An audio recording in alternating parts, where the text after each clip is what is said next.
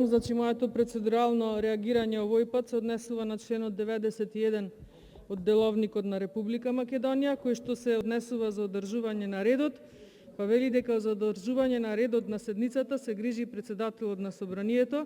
Во моментов го заменува неговиот заменик господинот Мисовски, но мислам дека во парламентов на Република Македонија секој одговара за тоа што ќе го каже од оваа говорница, но за председател на држава да се користат вакви имиња од председател на собрание, мислам дека е крајно не е според деловник, него тоа ги преминува сите мерки на едно културно однесување, држава, представници на држава за која што велиме дека местото е во Европа.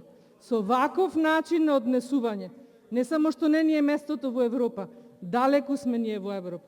И колегите од мнозинството воопшто не треба да се навредуваат кога ние тука ќе зборуваме за криминалот. Јас не знам друг збор за криминал освен криминал.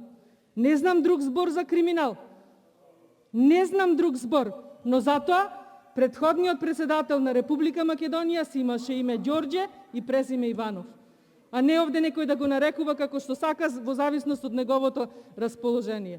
Да си го чуваме достоинството, да си се припазуваме на Деловникот на Собранието на Република Македонија и јас знам дека оваа тема за вас денес е многу жешка, дека не можете да трпите критики, но вие сте тие кои што ризикувате ваков закон што не е закон, како што реков е предлог за купо-продажба.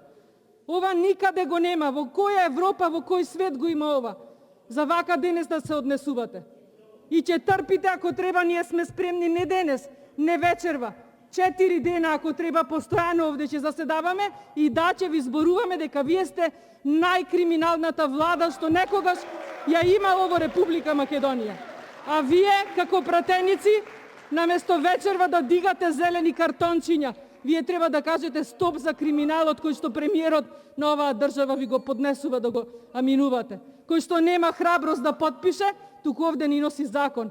Ги понижува сите правници во оваа држава. И залудно се повикуваме на деловници, на устави. Овде веќе ништо не важи. Ама апсолутно ништо не важи. Само добро што ги имаме овие микрофони, ќе плачете вие после некоја година, колешке. Ќе одговарате за ова што ќе гласате. Вие ќе бидете тие што ќе плачат. А народот од вас одамна веќе плаче. Срам да ви биде. Благодарам.